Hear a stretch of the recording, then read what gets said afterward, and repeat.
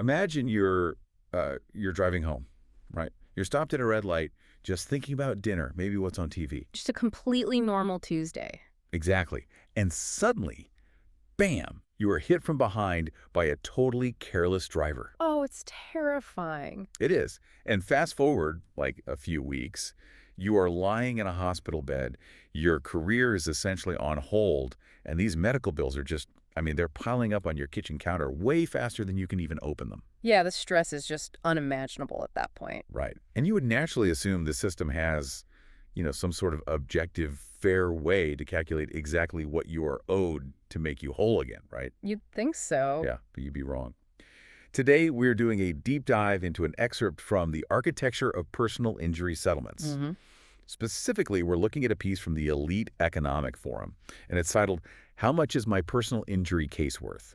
Settlement Secrets Revealed. And it is quite a revelation. It really is, because our mission today is to decode this. We're going to pull back the curtain and discover that the system, well, it isn't evaluating your pain at all. It is evaluating your hand in a high-stakes, highly systemic negotiation. Yeah, and it's a profound shift in perspective for a lot of people because when you are injured, the experience is, well, it's incredibly visceral, right? Oh, absolutely. You're dealing with real physical trauma, the complete disruption of your daily life. But the entity on the other side of the table, the insurance company, they are not looking at your emotional reality. Not at all. No, they are looking at actuarial tables. They're using risk assessment software. They do not calculate compensation based on empathy, They engineer these settlements based purely on their own internal cost containment protocols. Okay, let's unpack this, because the first thing the source does is completely dismantle this myth that, honestly, I think most of us walk around with. The universal calculator myth. Yes. The myth of the universal calculator. I think we all secretly assume that if you, say, fracture a vertebra in a crash, an adjuster just looks up a specific code, consults a standardized index, and cuts a check for a fixed amount. Right, like ordering off a menu. Exactly. Like there is a universally agreed upon price tag for every specific human injury. Which is exactly the illusion the insurance industry benefits from. They want the valuation process to feel as rigid and unyielding as the price of a gallon of gas. Right.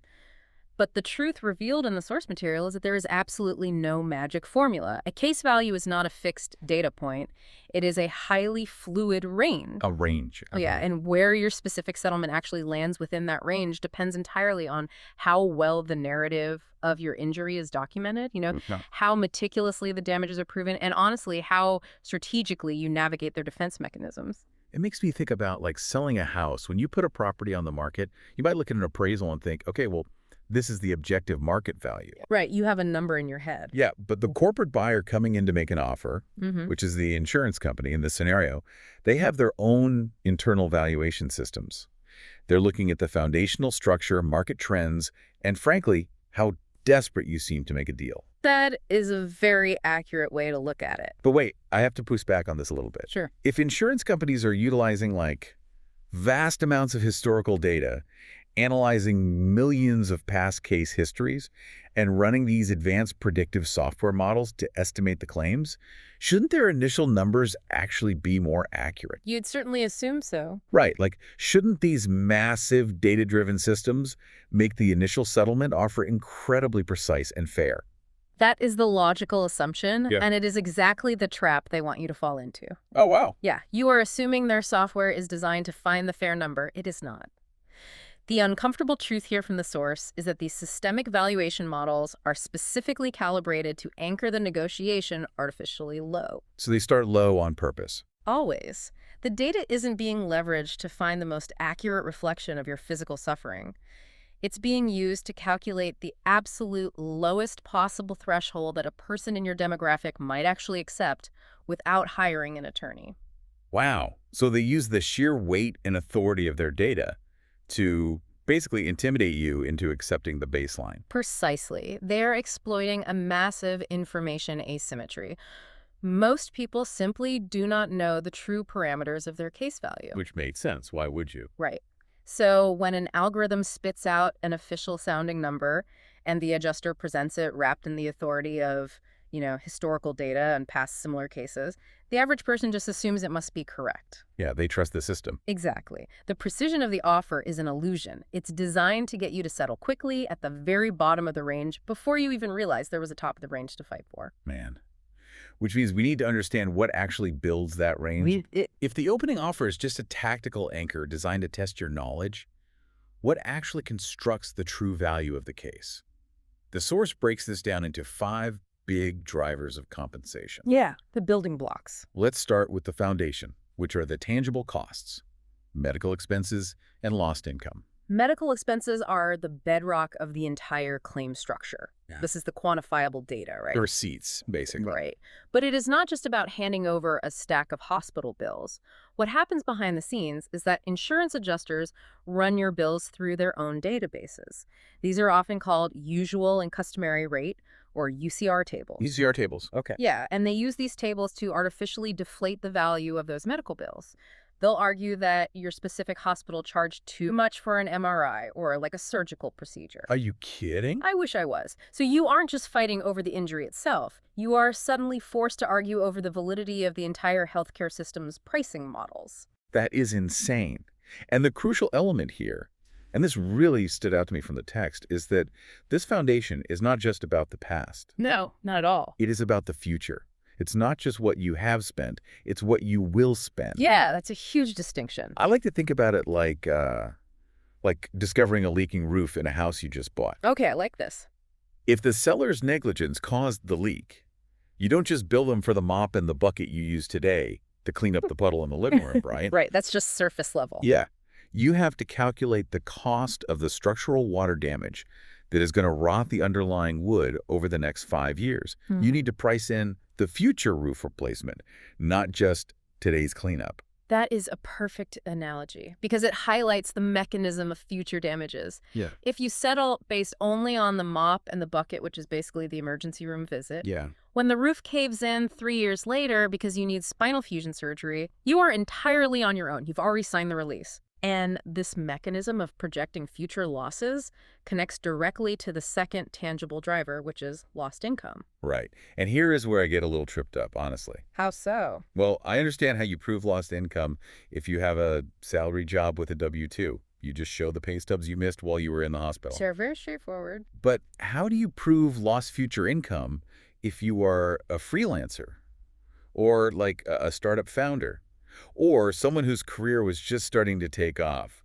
The math there seems incredibly easy for an insurance company to just poke holes in. And they will absolutely try to poke holes in it. They love ambiguous income. I bet. That is why proving future lost earning capacity for a freelancer or a business owner requires bringing in vocational experts and forensic economists. Forensic economists, that sounds intense. It is. You have to build an economic model demonstrating your trajectory before the crash versus your trajectory after the crash. And think about the mechanism of that psychological burden for a moment. It sounds exhausting. You're in severe pain, you're disoriented, and suddenly you are expected to oversee a team of experts projecting your earning potential for the next 20 years Right. and distilling it into a present-day dollar amount. All while the insurance adjuster is simultaneously calling you, right? Offering a quick, easy check to just make the headache go away. Yes. It's an incredibly strategic pressure test. So, okay, we have the foundation, the medical bills, and the lost income, defending both the past and the future. Right. But once you have the baseline receipts, how do you value the suffering itself? The deep dive shifts here into the highly volatile subjective factors.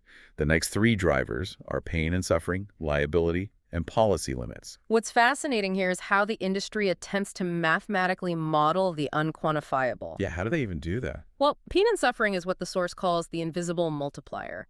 Because unlike a hospital invoice, chronic back pain isn't measured in neat line items. How do you formulate a systemic valuation for the anxiety that keeps you awake at night? Or the loss of enjoyment of life because you can no longer pick up your toddler? You can't just hand an adjuster a receipt for, like, 3 months of depression. No, you can't. So to standardize this, insurance companies generally use a multiplier method. They take your tangible, concrete medical costs and multiply them by a specific number, usually between 1.5 and 5. Okay, depending on the severity. Exactly, depending on the severity and permanence of the injury. But the mechanism they use to keep that multiplier low is to aggressively distinguish between objective injuries and subjective complaints. Objective meaning things you can clearly see. Right, like a shattered femur visible on an x-ray, they can't argue with that. But subjective complaints like soft tissue damage or whiplash, which are harder to visualize, they will fight relentlessly to assign the lowest possible multiplier to those. Because they can just say you're exaggerating. Exactly. You have to translate invisible suffering into undeniable, documented proof to force that multiplier up. Which brings us to the battlefield of liability. Because even if you have the highest multiplier, you still have to prove the other person is actually at fault. And liability is where the valuation process becomes highly combative because of a legal concept called comparative negligence. Right, meaning fault can be shared. Yes, the insurance company doesn't have to prove you are entirely at fault. They just need to prove you were partially at fault. Just a little bit. If your damages are $1 million and their investigators can shift just 20% of the blame onto you, maybe by claiming you were driving slightly over the speed limit, they instantly save $200,000. That's wild. System-wide, shifting tiny percentages of liability must save these companies billions. Oh, absolutely billions. Here's where it gets really interesting, though. And honestly, this part of the source legitimately shocked me. Factor number 5, insurance policy limits. Ah, yes. The hidden ceiling. The hidden ceiling. So let's say you win the liability battle entirely. Your pain multiplier is incredibly high. You have proven $1 million in economic and non-economic damages. The source mentions a scenario where you could still walk away with a tiny fraction of that. Wait, how is that mathematically possible? You could do everything right, have an undeniable $1 million case, and still hit a brick wall. I completely understand the shock. It is one of the most jarring realities of the civil justice system. It just doesn't make sense. The hidden ceiling is the actual contract limit of the at-fault driver's insurance policy. Yes, your case can be objectively, undeniably worth $1 million. But if the person who caused the crash only carries a state minimum liability policy... Which is what, like 25 grand in some states? Exactly. In some places, it is as low as $25,000. That limit acts as a hard, impenetrable cap on what that specific insurance company is legally obligated to pay. Wait, so the other $975,000 in damages just evaporate? Essentially, yes. You could attempt to sue the at-fault driver personally, but generally, people carrying minimum insurance do not have $1 million in liquid assets to seize. Right. You can't get blood from a stone. Exactly. This is precisely why understanding the mechanics of uninsured or underinsured motorist coverage on your own policy or having an umbrella policy is so critical. Because you have to protect yourself. Yes. You are not just operating in a vacuum of your own damages. You are entirely constrained by the invisible boundaries of a stranger's financial choices. Investigating these policy limits immediately is vital. Before you spend 3 years fighting a battle, you are mathematically capped from winning. Wow. Okay, so let's look at the board we have set up here. We have the foundation of the deflated medicals and the complex future income. Right. We have the invisible multiplier of subjective pain. We have the percentage warfare of comparative liability. And we have the hidden ceiling of policy limits. It's a complex board. It really is. Now that we understand the board, we need to examine the opponent's strategy for moving those pieces. The source lays out the specific playbook used by the defense. And we must reiterate, these adjusters are implementing corporate strategy. The person on the phone might sound incredibly empathetic. They might seem like your friend. Right, asking how your day is going. Exactly. But their performance metrics are tied to cost containment. And they utilize 4 primary mechanisms to achieve this. Right. Let's go through how these actually work. First tactic. Yep. Quick, low offers. We'll touch on this, but the mechanism here is striking before you reach what doctors call maximum medical improvement, right? Exactly. They want to buy off the risk before you or your doctors fully realize the long-term implications of the injury. Before you know how bad it really is. Yeah, they'll offer a quick $5,000 while you are literally still in the emergency room, hoping you sign the global release before the adrenaline wears off and you realize, oh, I actually need surgery. And once you sign, it's over. It is entirely over. Second tactic, delay. This is the opposite end of the spectrum. Explain why time hurts the victim here. Time is the insurance company's greatest ally. Delay tactics work on 2 fronts. First, they weaponize your financial desperation. Because you're not working. Right. As your lost wages compound and the medical bills start going to collections, your willingness to accept a lowball offer increases exponentially. You just need cash to survive. Exactly. And second, they're running out the clock on the statute of limitations. Every state has a strict legal deadline to file a lawsuit. If they delay you with requests for redundant paperwork until that clock expires, your claims value instantly drops to zero. That's so manipulative. Okay, third tactic, disputing injuries. How do they actually do this if my own doctor says I am hurt? They utilize a mechanism called an independent medical examination, or IME. Independent in quotes, I assume? Heavy quotes. There is very little that is truly independent about it. They hire a doctor, paid by the insurance company, to review your files or examine you. And let me guess, that doctor disagrees with yours. Unsurprisingly, yes.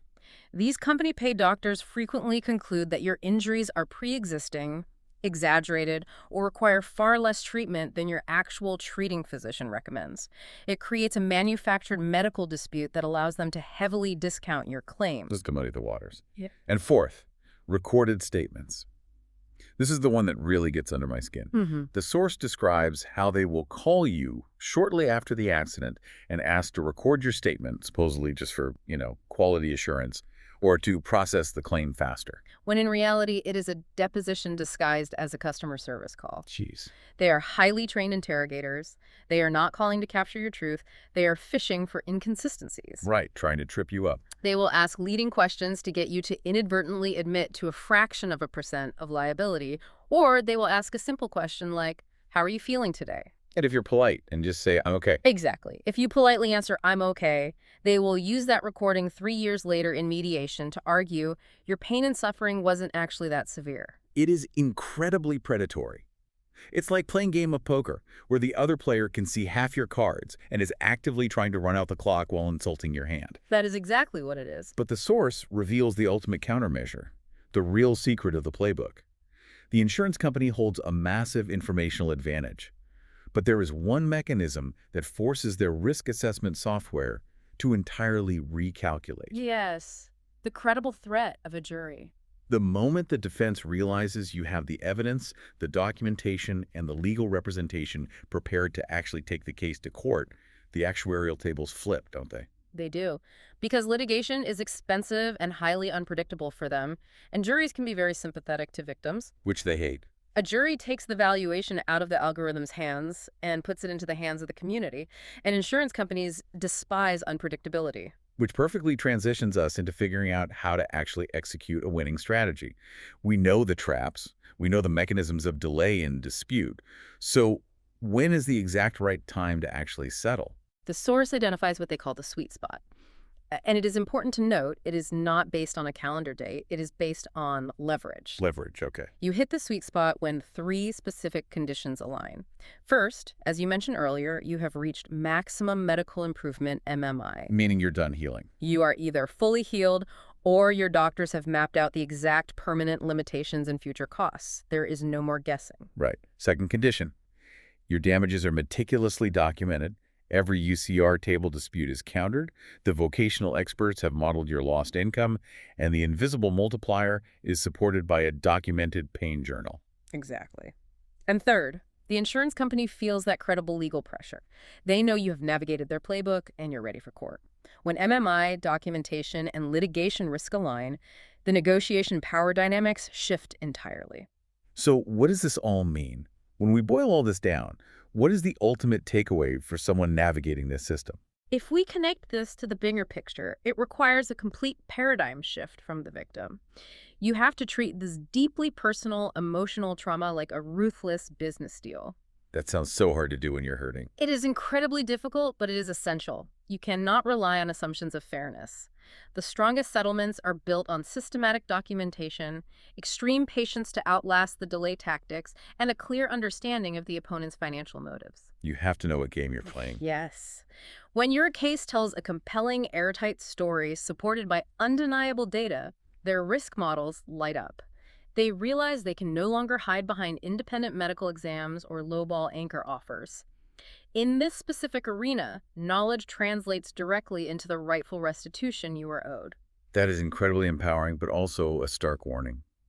To wrap up today's deep dive, the core message from our sources is clear. Your personal injury case does not have a magical, predetermined value sitting in a dusty book somewhere. It definitely doesn't. It is worth exactly what you can prove. It is worth how skillfully you can navigate their cost containment protocols. And, perhaps most importantly, it is worth what you steadfastly refuse to settle for before reaching that sweet spot. Until next time, keep digging, keep questioning, and keep diving deep. But as you navigate those protocols, I want to leave you with one final thought to mull over regarding the future of this strategic game. Oh, lay it on us. We discussed how insurance companies currently use data, historical cases, and risk assessment software to engineer these initial lowball ranges. But think about the trajectory of technology. Okay. As these algorithms become exponentially more advanced, ingesting even more massive granular data points from our digital lives, our wearables, our driving habits, will the invisible multiplier of human pain eventually become entirely automated by AI? Will a machine learning model be tasked with calculating the exact objective dollar value of your subjective trauma? And if so, how much harder will you have to fight to prove the deeply human, unquantifiable impact of your story against a machine that has already decided precisely what your suffering is worth?